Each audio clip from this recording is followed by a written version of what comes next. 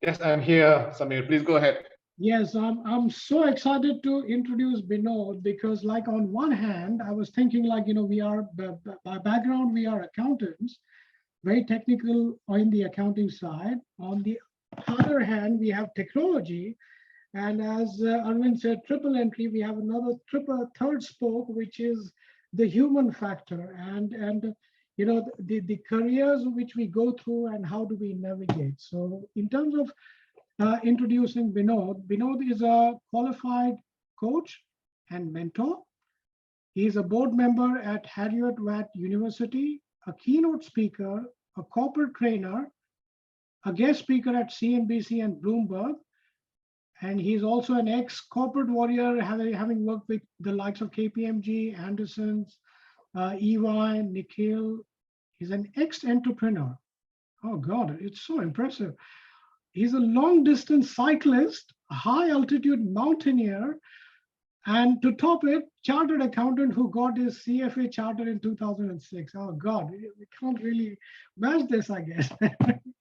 So welcome, Binod. You are most welcome to sort of, share your thoughts. And I believe you, as an author, you've just written and released your book called Let's Get Real. So very interesting space there. Vinod is going to, help us with his insights and experience in navigating in our careers. So over to you, Vinod. Thanks, Samir, for the wonderful introduction. Can everyone hear me? Yes, we can hear you. Great, brilliant, fantastic. Thank you so much. It's 37 degrees in Dubai right now, and I think it's 12 degrees in Melbourne. That's fantastic contrast. And also a contrast is the session delivered earlier, which is all very technical, and now I'm going to get into behavioral aspects of careers and life. So thanks, everyone. Thanks for coming. My name is Binod Shankar. This session is, I think, being recorded, Harsha? Yeah, it is being recorded. It is being recorded, yeah. And I think Harsha will share this with members. There will be a Q&A session after this 35-40 minute presentation from my side. So feel free to send in questions while I'm speaking, and then at the end of this presentation, we can definitely delve into some or even most of the questions, right? So there we go, right? So the title of the presentation is how to get unstuck, tips for the stuck manager. And I've had a 30-year corporate career, entrepreneurship. I've managed hundreds, taught thousands of students during my entrepreneurship career as a trainer and as a mentor. And currently, of course, for the last 5 years, I'm an executive coach as well, coaching senior executives, CXO level professionals. And what I'm going to tell you over the next 40 minutes is my experience and the insights I've gained from doing all this. So to start off with, this is the profile of what you would see as typical professional, right? You have about qualifications, chartered accountants or CPA or CIMA or MBA, right? A lot of people are professionally qualified. You have probably a decade or more of 15 years of post-qualification experience, right? There is your age probably 35 and above, especially if in Australia, you have come there, you have settled, you've migrated, and you're probably in that age of mid-career kind of situation. You've had probably 3 to 4, maybe 5 job changes so far overall in your career. Typical of people in that age group, right? And you are right now at a manager or vice president or financial controller or senior manager, probably even finance director or CFO level position. How many of you in the audience fit in this profile? Can you just answer in the Q&A or the chat box? Or can raise your hands. Samir has raised his hands. Harsha, I don't see you raising your hands. Hello, Harsha, I can't hear you. Yeah, are you muted? I did, yeah. There you go, there you go. So I'm just keen to see how many of you fit this profile. We're going forward. I can't see the chat box, Samir, so what's happening? Yes, I'm just checking it. Yes, there are lots of yeses there. Lots of yeses, brilliant. Yeah. So I'm hitting the right spot. Yeah, I'm on target here. Right. So I'm going to show the next slide, and I'm going to ask again whether it is you, right? So all that is fine, technically good, excellent. But the work has got quite familiar and boring, right? You have been doing it for maybe 10, 15, 20 years by now. It's gone mechanical. You're good at it, you're competent at it, but now it's almost like unconscious competence, where there's nothing new to learn, right? Negligible learning at work. Promotion scope for various reasons, because maybe you're in a very small company, or because you recently shifted to Australia, recently migrated, for other reasons, right? Your promotion scope is not exactly very bright, and you wonder what next in your career journey. At this stage, money, title, the brand of the company you work isn't as attractive as it was when you started off your journey, when you qualified as a chartered accountant, right? Or a CFA charter holder. As a result of all this, you're probably disengaged at work. But what I mean is that you don't feel the same enthusiasm when you get up in the morning as you used to, right? Like you want to go to work, do stuff, initiate stuff, make presentations, impress the boss, impress clients, blah, blah, blah. And you think, is this it? Is it all what the career means? How many of you are in this situation right now, as the combination of the earlier slide and this slide, but especially this particular slide?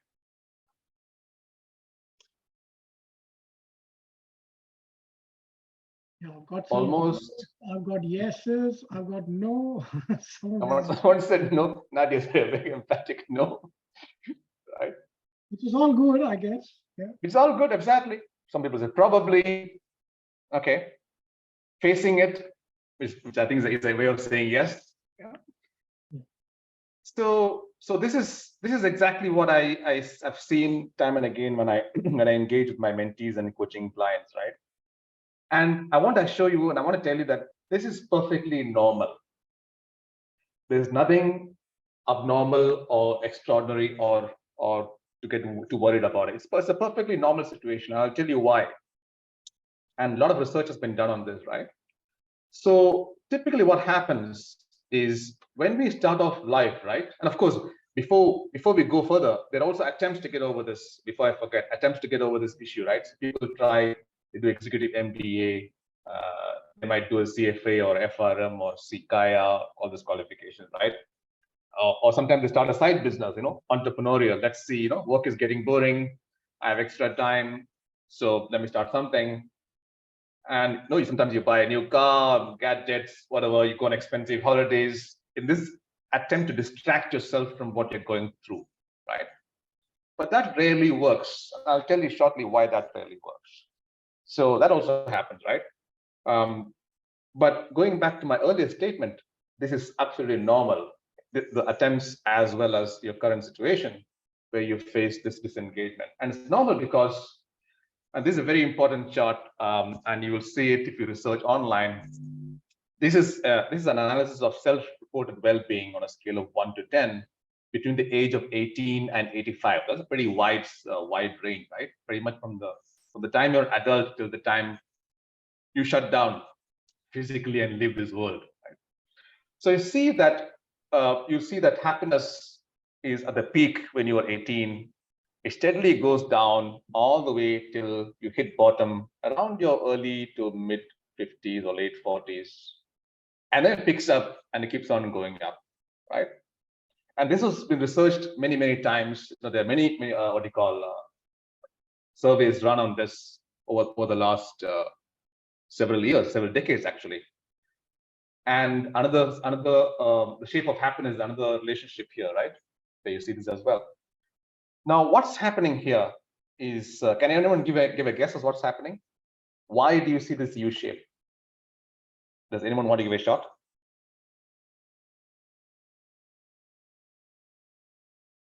Asha, Samir, Anju, anyone? Let's make it interactive, guys. I hate doing lectures. It's very boring for me as well. I reckon as we travel through life, we gather various kind of experiences, and expectations change accordingly.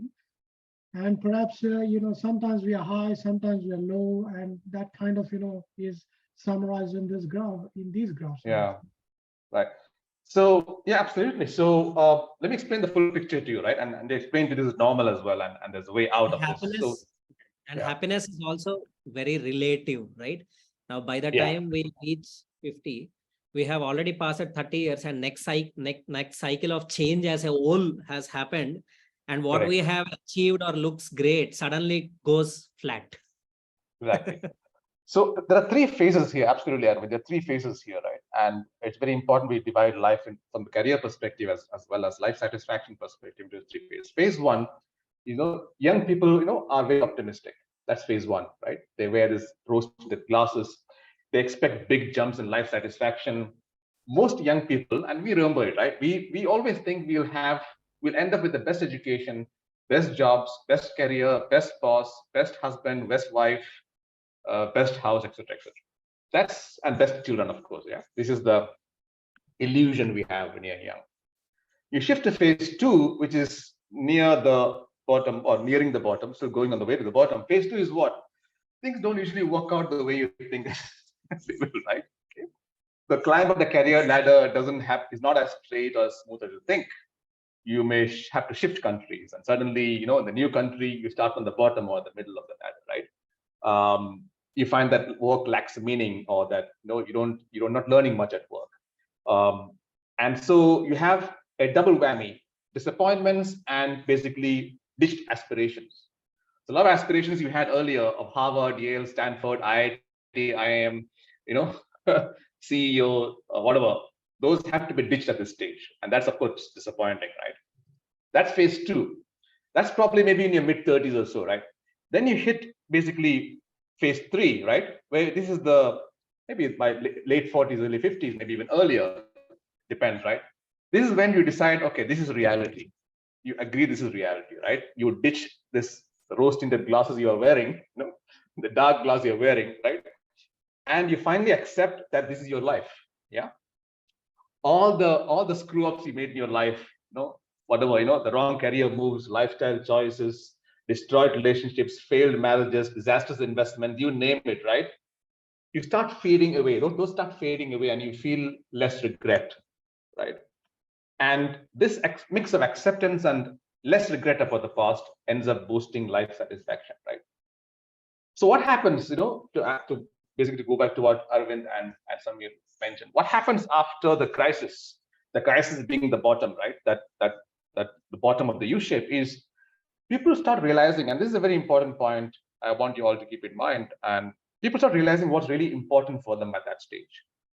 They start investing in strong relationships, and they get a lot of happiness from those. They start recalibrating expectations. It becomes less of competition, more of connection with people. You know what I'm saying? Less competition, more connection, more collaboration. You start accepting your limitations. You know you're flawed, right? But you've always never accepted that fully. And as a result of all this, your decision-making quality improves. You get more spiritual. You feel more comfortable coping with uncertainties, etc., etc. This is what happens typically. It doesn't happen always, and the issue doesn't have to happen for everyone, right? And it doesn't have to happen. The aha moment doesn't have to happen at 51. It could happen at 31, right? I have my youngest coaching client is 30, and he's already hit him. Okay. My oldest coaching client is 47, and he's still going through it, 49. So it all depends on each person, but this is largely illustrative of what happens in life, right? So the basis of all this change and the basis of all this misery, both the misery and the potential for change, comes from one word, and I strongly believe in it because I went through the same cycle myself. And that word is values, right? Now, most of us have heard about values, maybe referred to it, maybe mentioned that in conversations. But what do you think values means really? I want to give a stab, a short definition of what values is, a very short definition. What do you think it means? What are your values?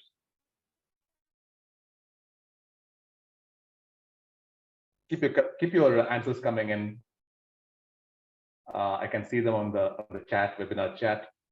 What you're worthy of, core essence of being. Go on. Let's get more responses. We have 52 people on the webinar. What's your DNA? Okay, good one.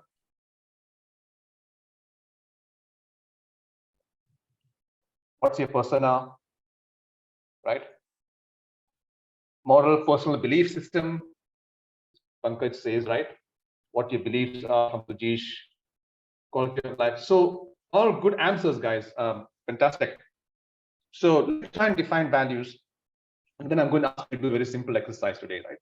So have your pen and paper ready as well, including you, Sanjay and Harsha, right? I'm going to ask you guys for the involve you in the small exercise as well. Very important exercise. So for me, values are beliefs in action, or your principles in action, and is basically what drives pretty much everything you think, say, and do in life.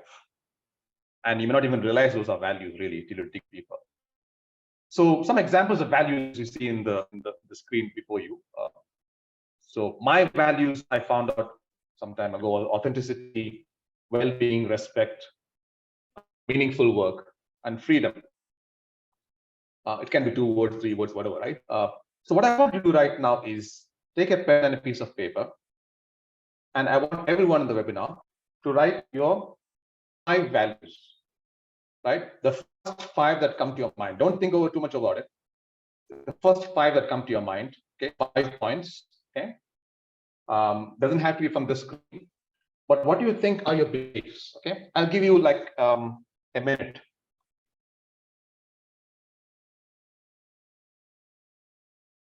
You don't need to share that on the chat. Just write on a piece of paper or on a notepad or something. If you look at your actions and what you have done, not done, what are those principles that drive actions and your thoughts and your words? You can. The top 5 only, just 5.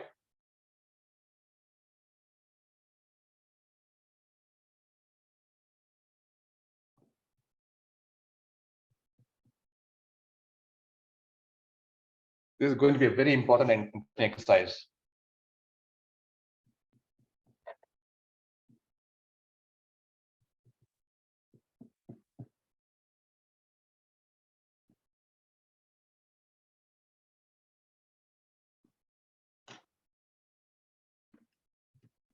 You need to rank it. Just write from 1 to 5 your top 5 values.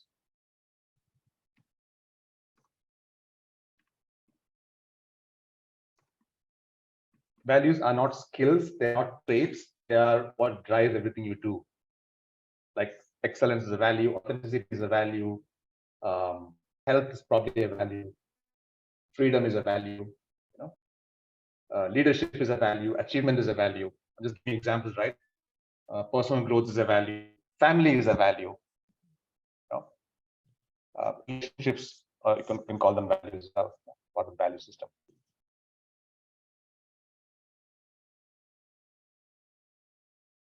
Samir, you got yours? Yes, I did.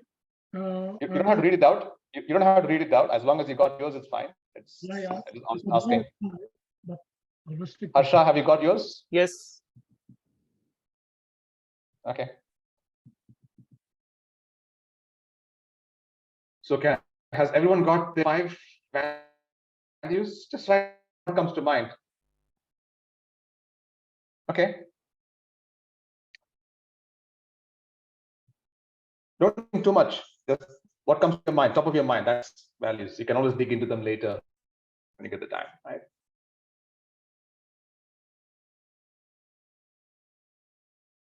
Right. Now, the next question I have for you, next exercise, link to this. Don't throw that paper away. Keep that paper with you. How much are you living these 5 values on a consistent basis? It's a very important question. How much are you living these values on a consistent basis? Score on 0 to 10 scale, where 0 is not at all living my value, and 10 is fully living all values all the time. For each of those 5, I want you to score on 0 to 10, each of those 5 values that you wrote down earlier. It's not an overall score, it's for each of those. I'll give you another minute for that.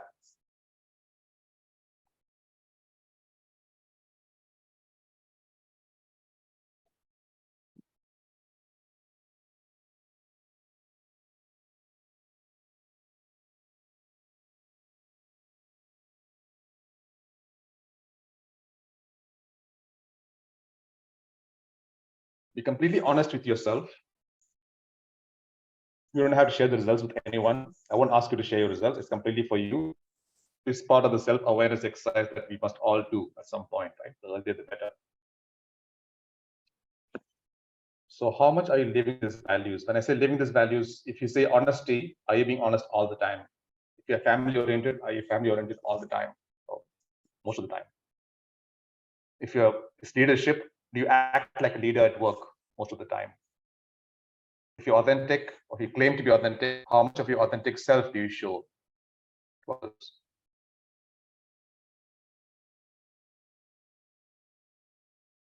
If it is courage, how bold are you on a consistent basis?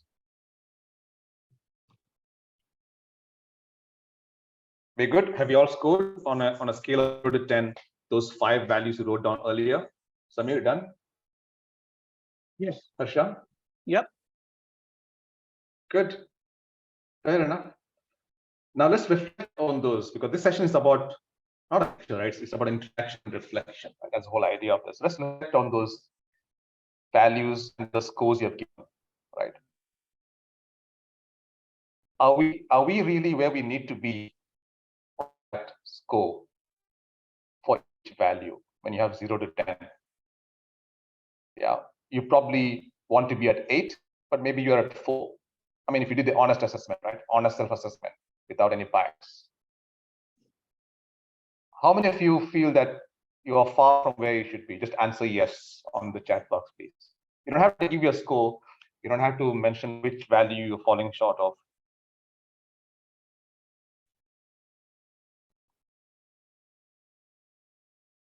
So when we say these are our values, how far are we living those values on a daily basis? That's what I want to know.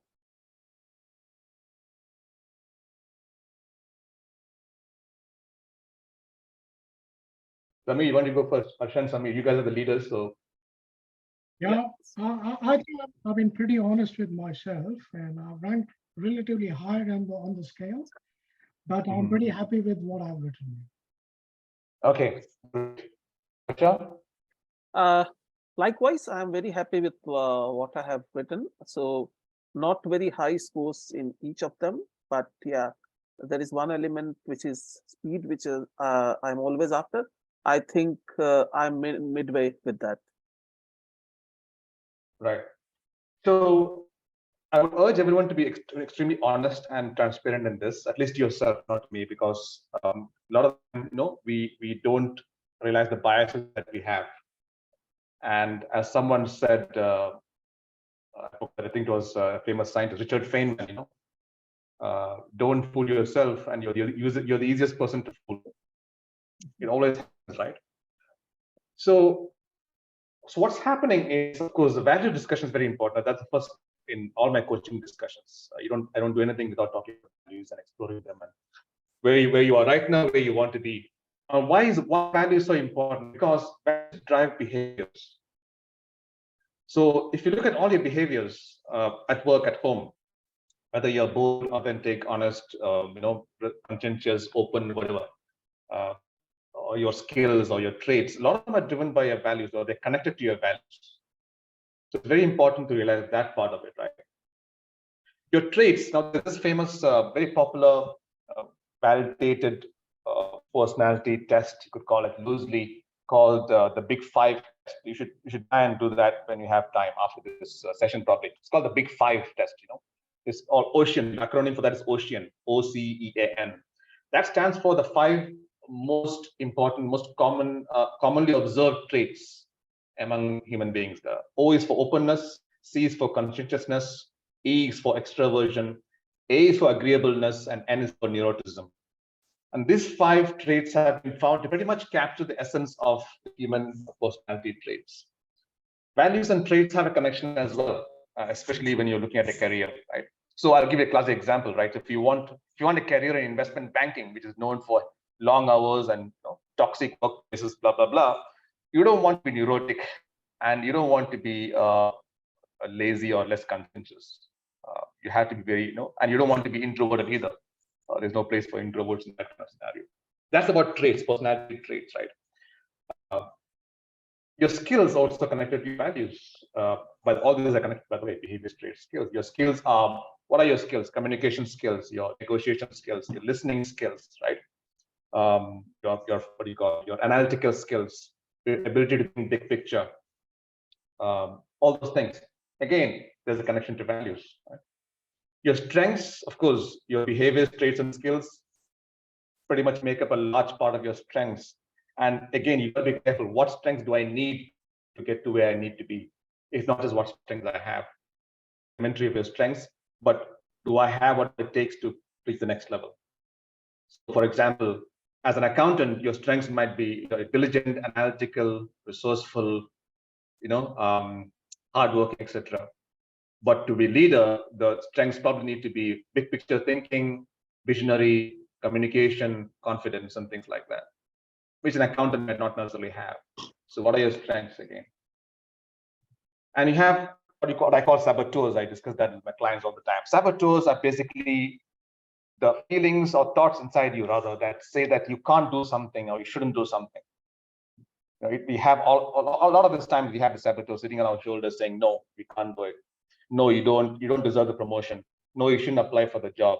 No, you shouldn't ask this person for a favor. No, you shouldn't ask for mentorship. No, this guy won't reply to my email, etc., etc., etc. These are called saboteurs. And I call them saboteurs because in most cases, these lack substance. They have no foundation, no justification. They are a product of many things, but not something that you should go ahead with. You also have triggers. Yes, Samir, you have a question? Sorry, if I can ask a question at this point. Sure. My attention is drawn to your bullet point of saboteurs. And being accountants, we are all the time, questioning. And the reason for that questioning is the concept of, reasonable professional skepticism. Yes. Right? Now Yes. that kind of borders on saboteuring too much, which can take us to a negative territory, and therefore we can stop our potential actions. True. Right. So I was just thinking, how can we sort of reconcile, or where is that line of demarcation between healthy skepticism versus, aggressive or too much negative thinking, which inhibits potentially positive action? This is a brilliant question, Samir. I was about to address it later, but let's take it up now. No, that's fine. That's okay. And yeah, so you're absolutely right. So accountants, lawyers, risk managers, people working in compliance, all those people who are hired to basically manage risk and look into tiny details. What happens a lot of the time is that mindset is fantastic and required at work. That's why they were hired for, right? But that becomes disastrous when you take it to relationships and leadership and at home. If you talk to your wife or children the way you talk to people as an auditor or risk manager, you're not going the right way, right? That's my first point. I don't have a clear demarcation between what you need to do at work and how you're at home. And unfortunately, 90% of people I know, they act the same way in both spheres, right? They just can't take out from their mind that mentality. Right? Okay.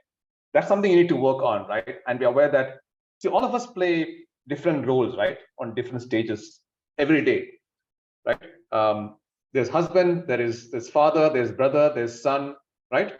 There is boss, there is colleague, there is subordinate, there is peer, there's clubmate, fellow tennis player, fellow mountaineer. I could go on, fellow drinker. I could go on and on.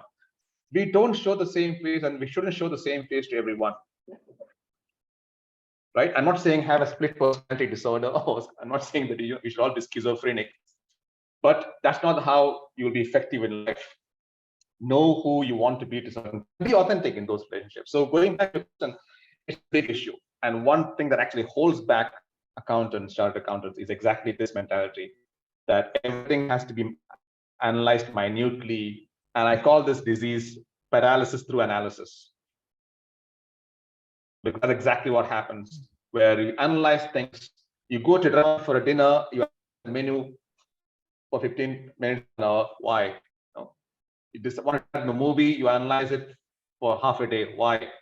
Yes, buying a house, feel free to analyze for weeks. right? Making a major investment, yes, requires thorough analysis. So the ability to discriminate between what is important, what is not important is lost on many people, in my view. And that is the key to success, I think, in careers.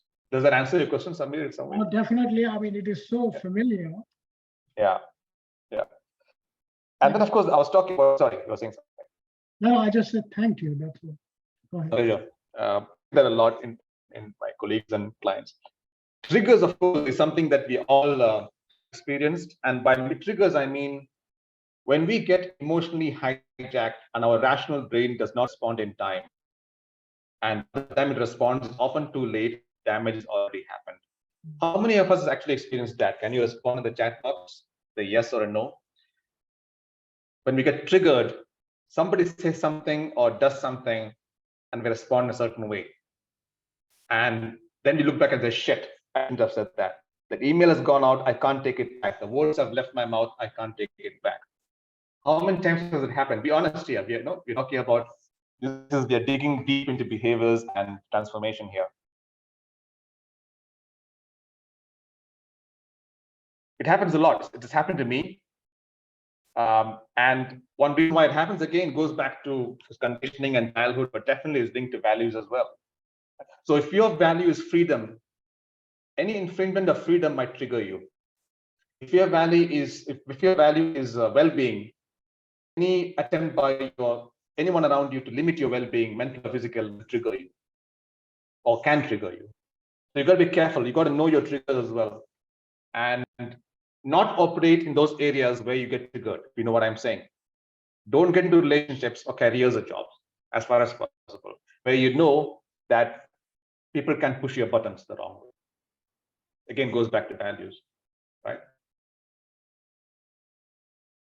And of course, very importantly, right, the whole purpose of having the session is values also are linked to your workplaces. And I keep saying this on and on again. And one of the main reasons why you have so many people miserable and disengaged at work these days around the world is because the corporate values are completely out of whack with your personal values. You have a value of authenticity and freedom and respect and meaningful work, and you go and work for a company which doesn't respect or encourage or recognize any of this. What do you think will happen to you? Are you going to be a happy bunny going to work every day? No way. No amount of bonuses and salaries and fancy titles are going to keep you happy. And that's happened to many people because they get attracted by this packaging. I call this packaging, right? This packaging of brand, title, salary, role. And you don't look deeper beyond that. You don't look at the company culture. Then boom, 6 months down the line, you're putting your papers and you want to leave the company. Why does that happen? Mainly, it's not because of lack of skills. You have the skills. You are hired for the skills, right? It's just because of the fact that deep down, you don't belong there. You belong somewhere else. Where? You have to find out. How do you find out? Know your values.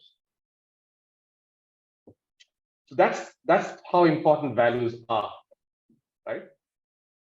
And this slide, I'm not going to read out each line to you, but you can read it for yourself. I had a conversation with the talent acquisition head of a major multinational bank in India about 3 years ago. And I was talking to him about hiring chartered accountants and finance people and asking him what was his experience with chartered accountants at work, both in terms of hiring, teamwork, promotions, etc., etc. I've highlighted a few words on this slide, and those are areas where a lot of accountants fall seriously short. And this is a big problem, right? They lack agility. They look for problems instead of solutions. They can't work with multiple bosses, especially in a multicultural setup. They are too bookish, very theoretical. They just don't have practical experience, or they're not able to apply anything practically. They're not adaptable as well, right? So that happens. Yeah. So how many of you recognize this? And of course, very importantly, they're not comfortable presenting to a large audience. I think, Binod, in Indian context and could be in Middle East context, this could be fairly true. But having said that, in the Australian landscape, I don't think it is entirely fits that, because the culture here is quite different, because you have to have that participative approach every time in the organization. Otherwise, if you have got no say, you will not have any place in the organization. And that's something which I think, Australia has got an edge. And the second one is about the bookish knowledge. So definitely theoretical knowledge is required, but here it's more onto communication, and a better communicator you are, that actually raises you high. So that's something which I think, that's a slight advantage of being in an Australian atmosphere, which I personally I've witnessed, having lived in Middle East for more than a decade, and coming to here, I find these two things are much better here. Right. Samir, what's the any view views? of the others on the group? Let's get some audience feedback, please. Be honest with yourself, right? Because this whole idea is about transformation.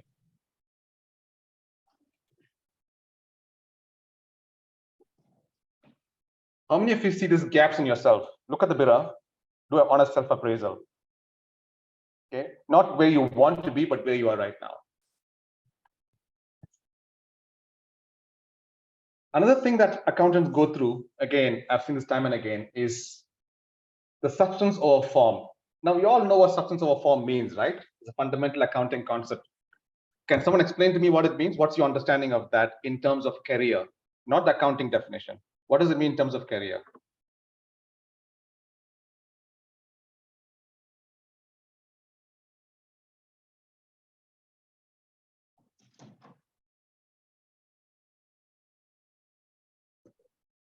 Substance is what we have within.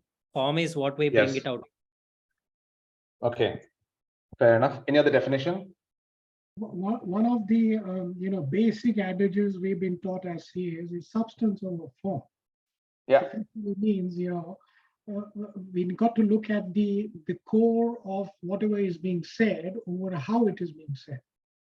Like, apply that principle to a career. It effectively, for me, it probably means, am I happy where I am currently or where I'm going in that direction? Right. Am I happy where am I going? Or have I got regrets with my current situation whereby I need to deviate or change something or do a bit of a course correction? Right. Any other definition? I'm not asking for the accounting definition of substance over form, but something similar to what Samir said, on the lines of what Samir said. What do you think substance over form means in terms of a career? And how appropriate is it in a career? I think seeing a big picture. What does seeing a big picture mean?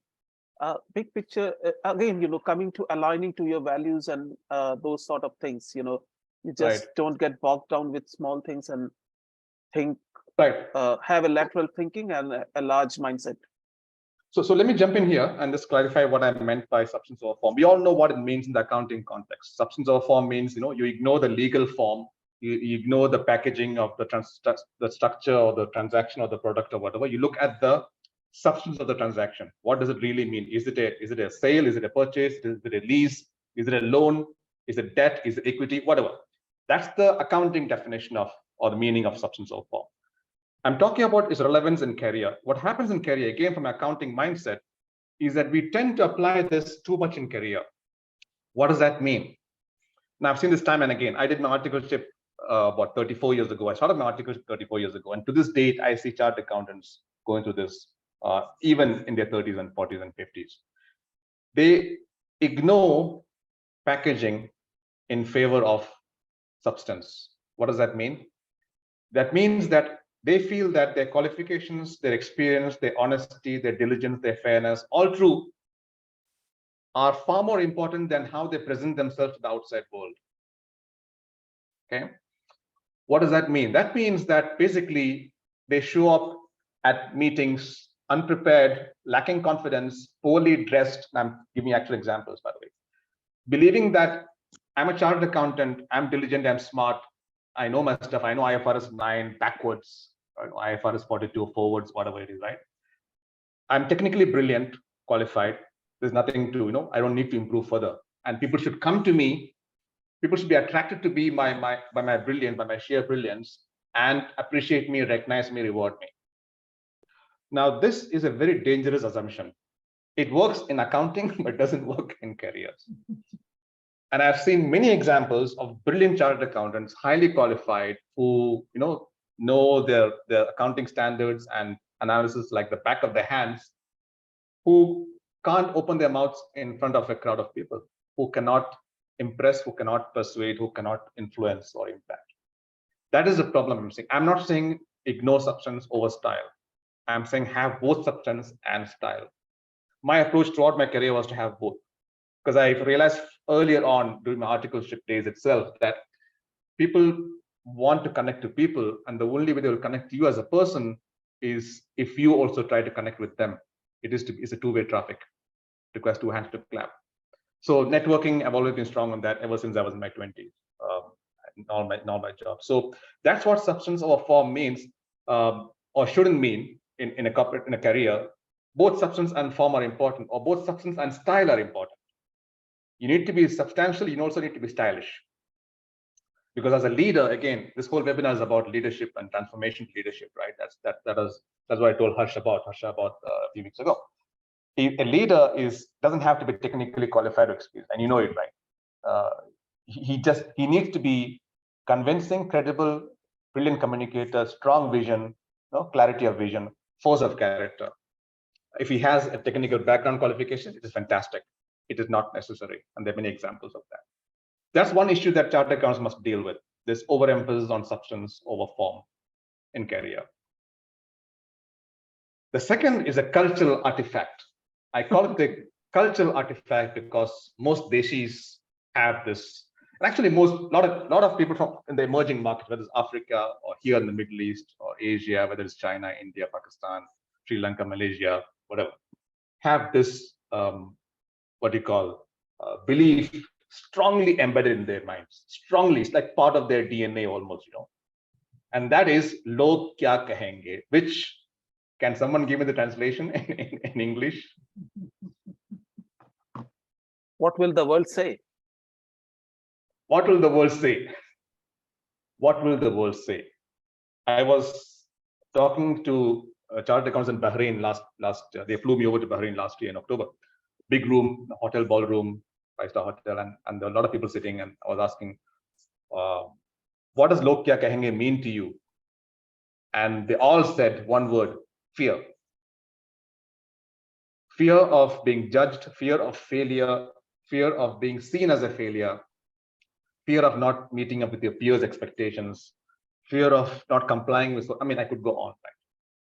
This is not just limited to chartered accountants, obviously. It's a cultural artifact. It's something that's very cultural in us, right? And it's there because that's the way we were raised. That's how we were treated in school, college, at work, even sometimes that happens, right? But the effect on career is very serious and can be devastating. What do you think is the effect on career of this approach? Can anyone wants to sort of chip in? How does "Log kya kahenge" affect your career prospects, especially as to move to leadership? I think it impacts us in different ways. Like one example I can give you is, if you are supposed to sort of raise a red flag for any potential situation, which is like something illegal is happening, for example, and you notice it, it comes to you, and you keep quiet, just because you might say "Log kya kahenge," and I don't want to raise a unwanted situation in the workplace. That is one situation. Another Correct. one would be if you don't know your own worth, and therefore you don't demand what you deserve at the workplace. Yeah. Because "Log kya kahenge." Yeah.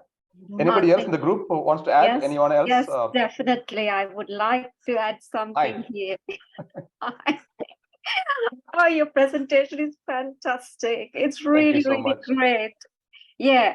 So when I think as an accountant, we're really worried about what others say, right? Because of all the controls and studies that we've gone through. So also you miss opportunities. You miss that wow, I should have, could have, would have, all that, right? Why didn't you? You could have just reached out to somebody, asked somebody, and you missed that opportunity. So I think that's a brilliant one. Thank you. Fantastic response. I think you captured everything. in a very short phrase or sentence, Anju. Absolutely. So it's exactly that.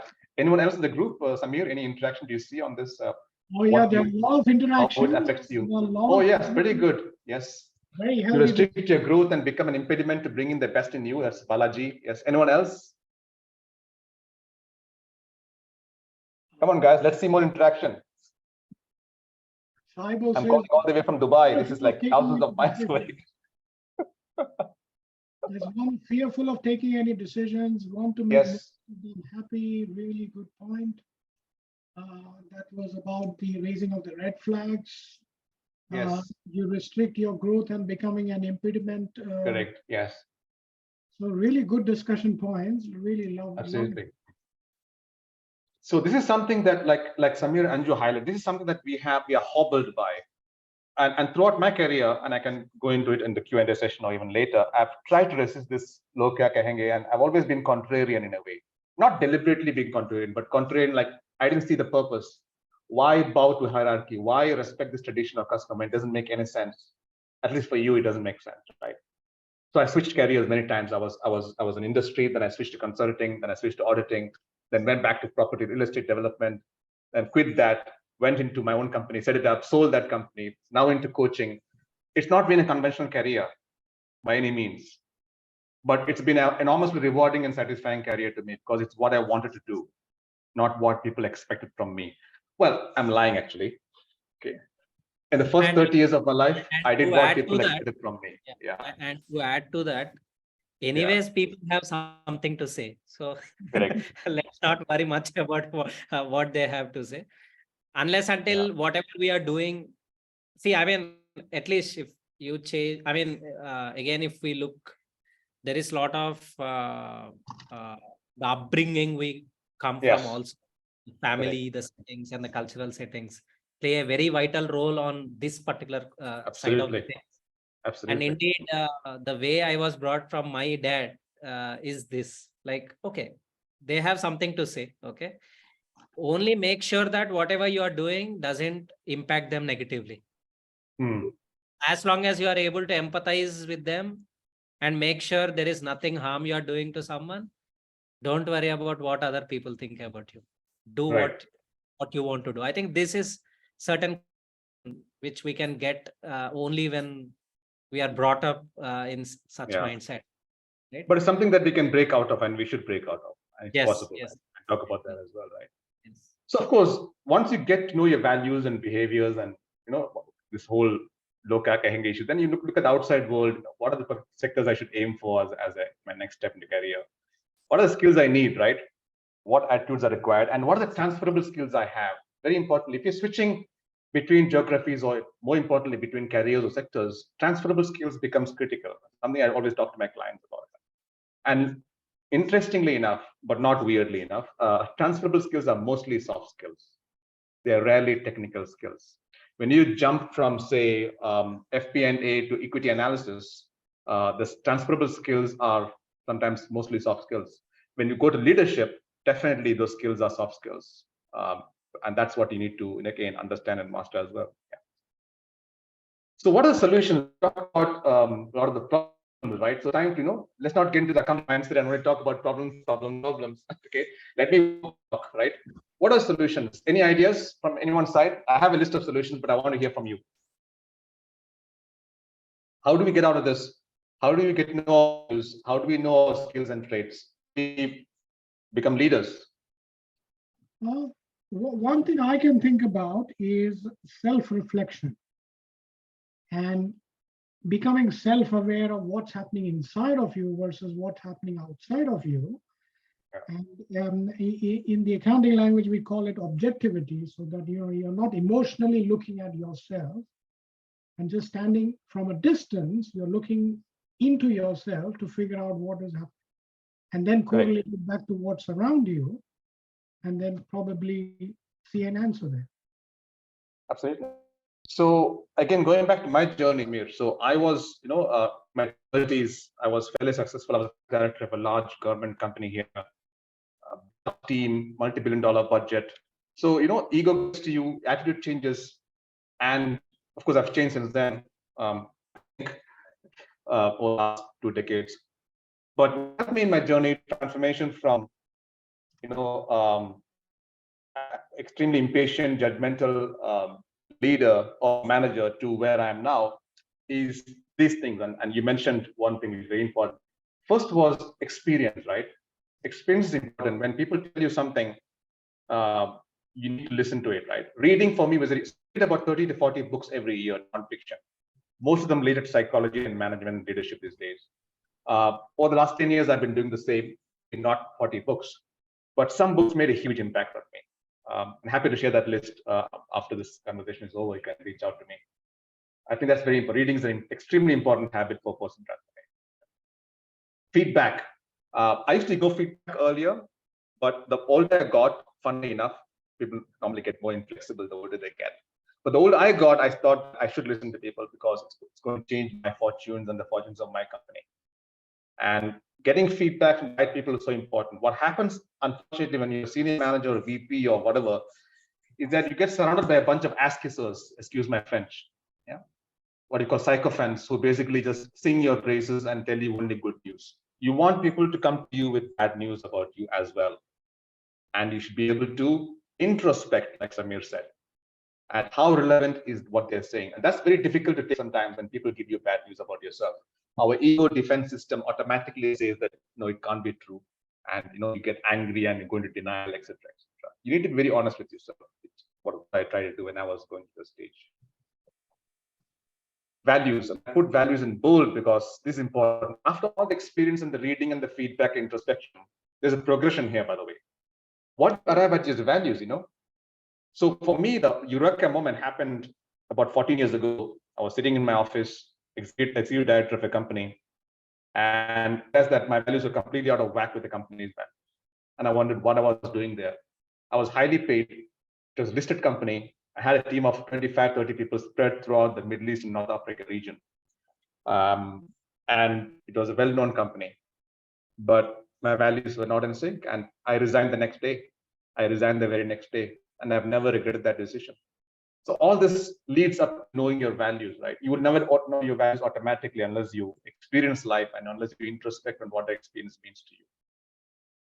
And of course, find your tribe, right? Find your tribe means, yes, once you find your values, then where do you go to, right? So which company, which group, what activity, what career, right? So for me, the answer was entrepreneurship. So when I found my values in 2009, 14 years ago, I was already good at teaching. I set up a training company, and to cut a long story short, that company was acquired by Kaplan, the multinational publishing and training giant, 6 years ago.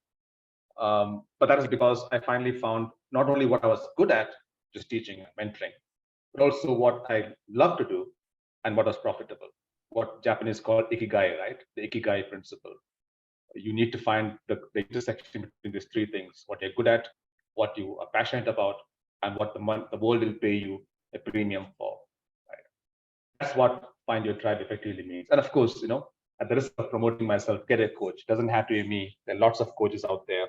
Get an executive coach or career coach who is the right person for you, right? As Harsha mentioned earlier, and I think Samir also referred to it, I've written a book. So all this is actually mentioned in great detail in my book. It's called Let's Get Real. It came out on 22nd of May last month, in 2023. It was launched in Dubai. It's available on Amazon.com.ae.in and on Kindle as well as paperback. And it's 42 tips for the staff manager. So the subtitle says it all. It's basically my experience, like I said, 30 years corporate entrepreneurship, mentoring, coaching, of dealing with people and finding out about myself and how the world works. And it is extremely honest, very practical, very, I've been very true to myself. I've spoken my truth, to put it short. You'll find a lot about me and what I went through, and I hope you find it relatable. Quite a few good reviews. The one I liked was from Marshall Goldsmith, who you probably know is the world's premier executive coach, who kindly reviewed my book a few months before it came out. And what I liked about the reviews is they understood automatically, because they're all senior leaders, right? Automatically understood the importance of self-awareness and taking control of your careers. That's what, the themes that keep coming out. You need to be aware of yourself, your values, and where do you want to go, rather than allowing people to take charge of your careers for you. So Dr. Temti was the head of Kaplan Professional globally. So what's the end piece? What should you take away from all this? Apart from what I've said, I've got 10. I call them career truths, right? 10 career truths, and they could be 20 or they could be 40. But for the purpose of our discussion, I narrowed them down to 10. If you can remember 10, and I will share this presentation with Harsha and Samir by email, and they can send it to members if they so wish. So you don't need to write it down. You can take a screenshot if you want to. One, you're dispensable and replaceable as an employee. Okay? Don't kid yourself that you're invaluable and they will keep you around forever. It doesn't happen. Okay? But once they fire you, even before they fire you, they've already got a replacement in mind. Okay? So let's be very clear about that. It's all about profits, and that's how people work, right? No one cares about your career or self-development except from yourself. No, early in my career, I thought my boss or HR or no, or my mentors, no, or my sponsors, no. They all had busy lives. They all had their own priorities. Your career is your interest. It's your goal, right? Yeah. Which also means automatically that you should take charge of your career and actively manage it. What do you mean by actively manage it? I mean, networking is important. Updating your skills is important, right? Reaching out to recruitment companies and knowing what's your worth, like Samir said, what is your worth is important, right? Learning how to present yourself and dress properly, etc., etc. Extremely important. How to speak properly, very important, right? Getting a mentor or a coach can be invaluable in managing your career. They'll tell you something which you never know about yourself. You either achieve your career dreams or you become a tool to achieve somebody else's career dreams. That's the brutal fact of corporate life, right? So when you work for a bank, you're either helping the shareholders of the bank or the CEO of the bank achieve his objective, or there's no or. It's that only, right? It's very difficult in that scenario to achieve your career dreams unless you do something different. From my experience, most people never go far enough. So when I've been coaching for 5 years now, and a few clients of mine drop off after, say, 4 or 5 sessions. And I typically recommend 8 to 10 sessions because behavioral change takes time. Yeah, change doesn't happen overnight; it happens over time. And that's because they don't want or they can't go far enough for various reasons, right? It's enough, is what they have in mind. And the thing is that because they don't go far enough, they don't get rewarded because the marketplace doesn't reward just the merely good people, right? It only rewards excellence. When I say reward, I'm talking about external rewards, right? Not the normal 9 to 5 salary, and the gratuity and pension kind of reward, but external rewards, right? You have to be more than 20% good. You have to be like 80% better than others to be rewarded accordingly. Yeah. Average is a failing plan, right? Most people just go with average. Okay, let's keep everyone happy, comply with all the, comply, conform, conservative, low kya kahenge, keep that in mind. It's not going to get you anywhere. You think average, you act average, you end up being average. You retire average, you live average, pretty much. I've never believed in being average. I don't know how that came to be. Ever since I was a youngster, I always thought I was not average. And that, believe me, that belief really helped me when I was going through tough times. Because I knew that those tough times, those depressions in my career, right? Those periods of non-performance were not me. It wasn't me because I knew I could be much better than that deep inside. Almost every career problem that I have seen, including myself, my career issues, is a result of inaction, not action. So it's just because, like Anju said earlier, just because we didn't grab that opportunity, we didn't ask someone, we didn't reach out to someone, we didn't learn something when it was important. We did not do something. It is rarely a result of action. The only situation where career problem is a result of action is when you chose the wrong job or the wrong employer. Otherwise, many situations that you think about that cause misery are a result of you not doing something. Okay. Right? So that is, of course, something. And of course, the comfort zone, right? A lot of people, when they get to their 30s and 40s, you know what happens, right? You're settled down, nice job, 9 to 5, stable salary, right? House in the suburbs, wife, 2 kids, 3 kids, whatever, right? Come home in the evening, watch Netflix, Amazon, dinner, go to sleep, repeat 5 times a week, repeat 12 months a year, repeat 30 years in your lifetime, right? That is what I call the comfort zone, right? And people easily fall into it because it's natural, right? People do not like change. Right? The natural state of human being is inertia. Natural state for human beings is not change. We don't like change. We don't like to be changed. I don't like to be changed. Samir doesn't like to be changed, right? But without change, you're not going to grow. You're going to remain where you are. And what that means ultimately is you don't achieve your potential. I was watching a movie on a flight about 7 years ago. I was coming back from a mountaineering trip in Nepal. And the movie was average, right? But there was this discussion between, it was an interview going on between the hiring manager and the potential employee. And the hiring manager asked the potential employee, what is your biggest fear? And the potential employee asks or replies hesitatingly saying, my biggest fear is unfulfilled potential. And I think that's the biggest tragedy, unfulfilled potential. It's also the biggest opportunity out there, especially for professionals like chartered accountants who have achieved remarkable success, academics and at work, but are probably stuck at that particular point where they need to change their mindset, they change their view of things, right, to go to the next level. I'm going to end with this quote. The truth is that our finest moments are most likely to occur when we are deeply uncomfortable, right? Or unhappy or unfulfilled. For it is only in such moments, propelled by our discomfort, that we are likely to step outside our ruts and start searching for different ways or truer answers. Thank you so much.